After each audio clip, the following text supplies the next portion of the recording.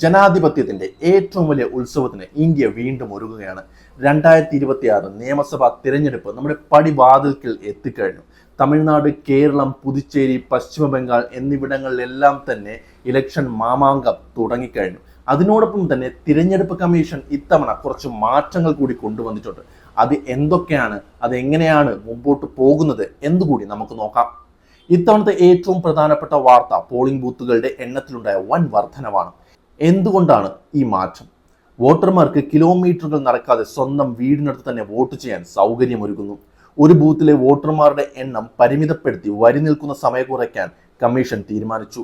നഗരവൽക്കരണവും പുതിയ വോട്ടർമാരുടെ എണ്ണത്തിലുണ്ടായ വർധനവും കണക്കിലെടുത്താണ് ഗ്രാമ നഗര വ്യത്യാസമില്ലാതെ കൂടുതൽ ബൂത്തുകൾ അനുവദിച്ചിരിക്കുന്നത്. ഇത് വോട്ടിംഗ് ശതമാനം വർദ്ധിപ്പിക്കാൻ സഹായിക്കുമെന്നാണ് കരുതുന്നത്. ഇനി നമുക്ക് കേരളത്തിലേക്ക് വന്നാൽ, ഏപ്രിൽ 9 കേരളത്തിൽ വോട്ടെടുപ്പ് നടക്കുന്നത്. കേരളത്തിലെ വോട്ടെടുപ്പ് എല്ലാവരും ഉറ്റുനോക്കുന്ന പല കാര്യങ്ങളുമുണ്ട്. ഭരണം മുന്നോട്ട് കൊണ്ടുപോയി വികസനം കൊണ്ടുവരാൻ LDF തുടരണമെന്ന ചിന്തയിലാണ് ഇടതുപക്ഷം എത്തുന്നത്. അതേസമയം പഴയ കരുത്ത് കാണിച്ച് ഭരണം തിരിച്ചു പിടിക്കാനാണ് കോൺഗ്രസിന്റെ ശ്രമം.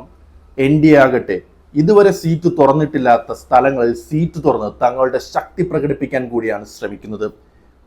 ഒരുപാട് യുവ വോട്ടർമാരുള്ള ഈ ഇലക്ഷനിൽ അവരുടെ വോട്ട് ആർക്ക് പോകും എന്നതും നിർണായകമാണ്.